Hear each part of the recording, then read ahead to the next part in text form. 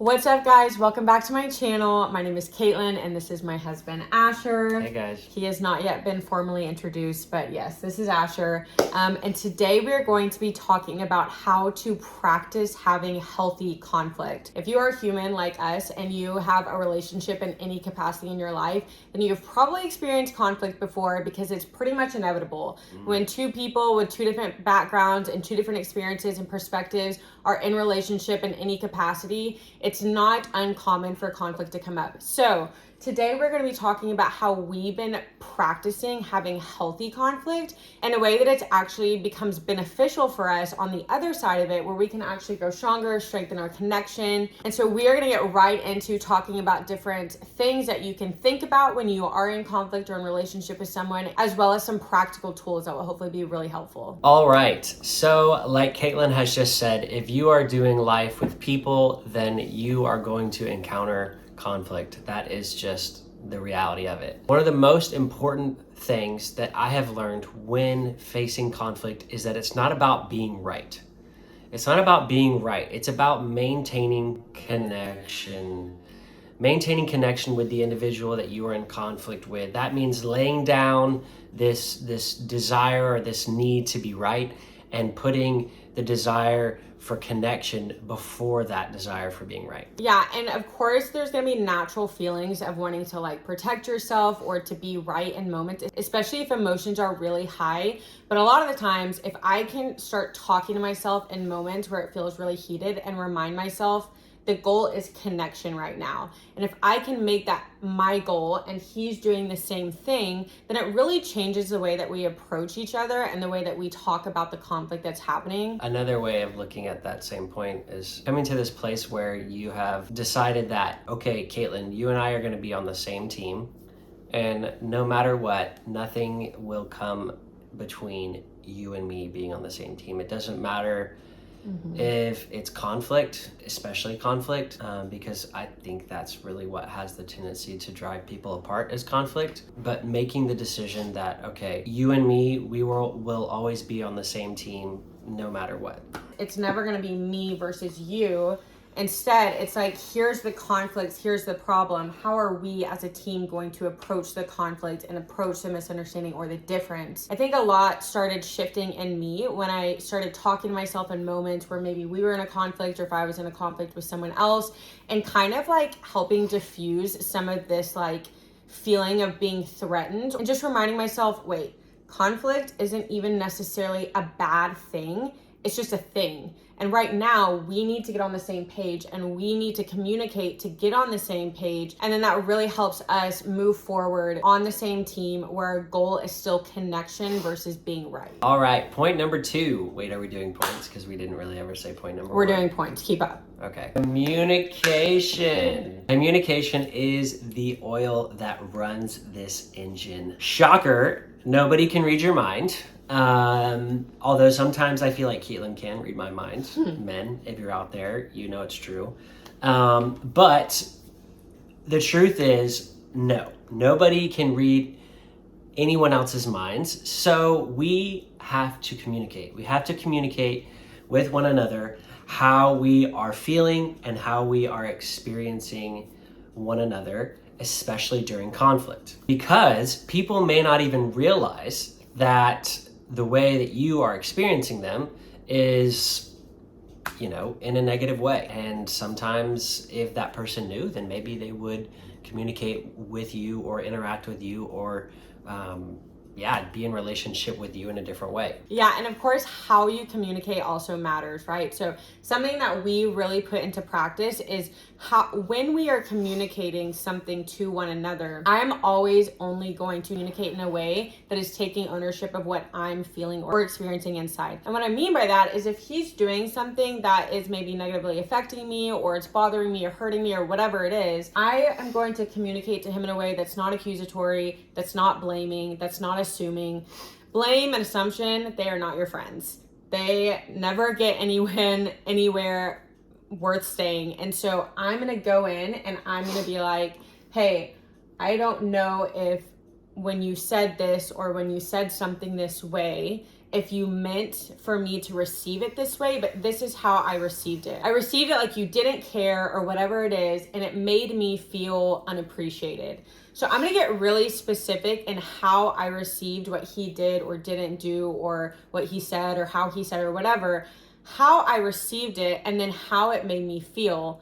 And then I personally love to just keep reiterating. And this is what I'm not saying. I'm not saying that you meant to do that. I'm not saying that you're selfish or that you are not mindful.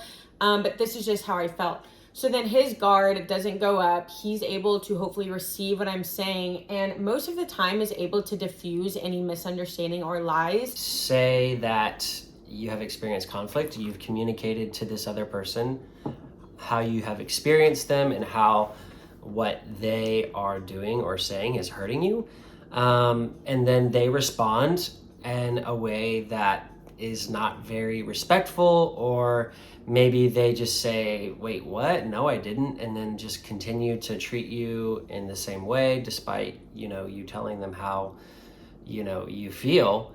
Then that is not, we're not here to say that you have to remain in that relationship. This is not about being powerless. This is about being powerful. And what that means is after you have communicated with that person that you are not receiving them in the way that you would like to, then you have permission to set up boundaries. When I'm using I statements, the idea is that I'm going in understanding that like Asher can't make me mad. No human can make me mad. What I mean by that is people can't literally get inside of me and start a fire and make me all angry. Oftentimes when something happens and I start feeling angry or sad, it's usually something that's already inside of me that is just getting exposed or triggered in that moment. And so I'm not gonna go up to him and be like, you just make me so mad and you make me sad, because then I'm powerless in that situation. I'm dependent on him to stop doing whatever he's doing so then I can have peace and I can be okay. Instead, I'm able to communicate, hey, I don't know if you meant to do this. This is how I received it. It really made me feel sad and unseen or upset, and I'm able to communicate that to him. So now he's empowered to be in the know and to adjust if he needs to, and this can go either way, of course. And I then feel validated and heard because I'm able to express exactly how I was feeling in that moment. And sometimes it feels like being able to blame and accuse and whatever. It's like this false perception of being protected and of taking care of yourself. If I can be intentional about going in with an understanding heart, it's naturally going to help with not accusing or blaming or assuming things, because I'm going in wanting to understand, where are you coming from? Did you mean to say this or in this way or whatever? And both of our guards at that point are let down, and we can actually have a really productive conversation where it doesn't spark into this, I'm in self-protection mode, you're in self-protection mode, and may the best man win. All right, point number 3. You have to have a game plan for conflict. Just like when you're playing sports, we play sports, you don't wait until it's game time to figure out, okay, this is how we are going to play against this team. No, you do, in the middle of the game. You do it a week before. You start on Monday, you start watching film, you start studying their tactics, and you come up with a game plan so that when the game time comes, you've already, okay, this is what we're going to do.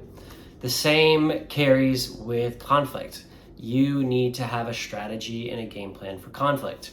For example, some people shut down in conflict, or some people feel like they need time or space to process what they're feeling, so that way they can communicate to the other person what they're feeling. That would be an example of me. Conflicts are very emotionally charged, and if you do not have rules set up for how to engage one another in conflict, then it can get really messy. I know that that's probably more applicable for like dating or marriage relationships, but if you can just set like ground rules for yourself, okay, this is how I usually react in conflict, this is what I need when conflict arises, I need to take time to let my emotions die down so that I can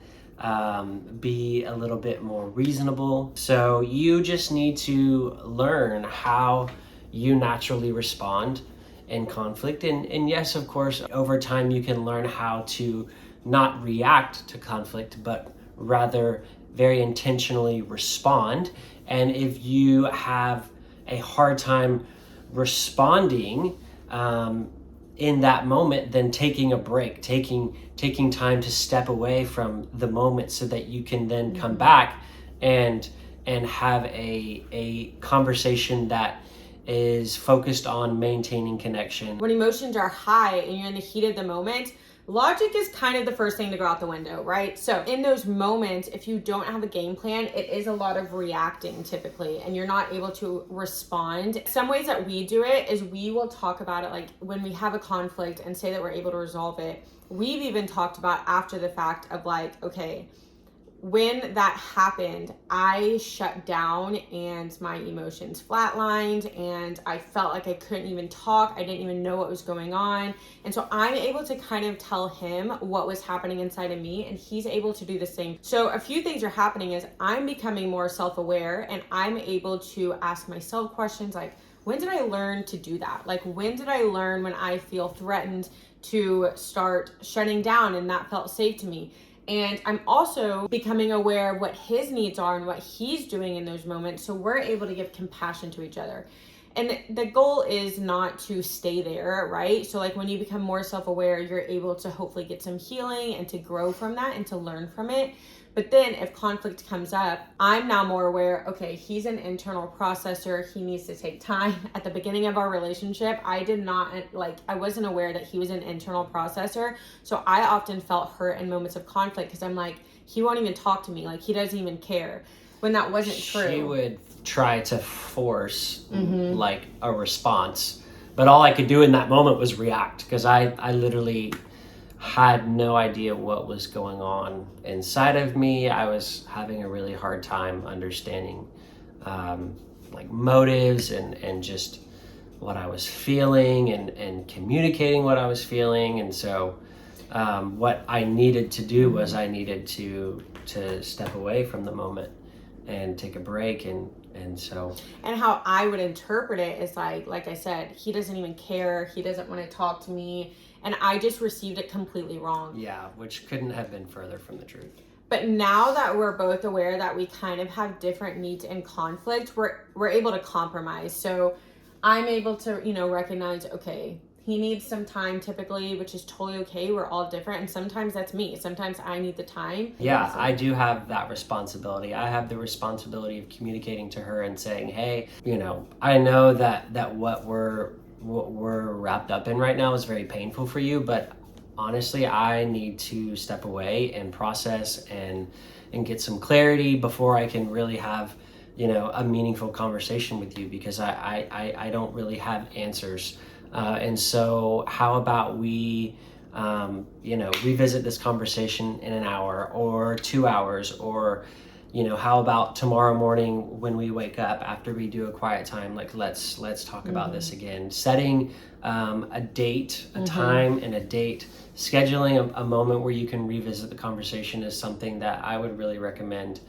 If you have different needs and conflict. I need to know that, okay, Caitlin, has needs as well as I have needs, so I can't just take, a week off and be like, hey, we'll talk about this in a week. Yeah. Like, she deserves to have some closure as well. So there's a little bit of compromise there. So it's not about like, hey, you're gonna have to wait and put it on the back burner because I'm an internal processor and I need to go do my thing. But yeah, him even recognizing, hey, I know you have needs. This is where I'm at.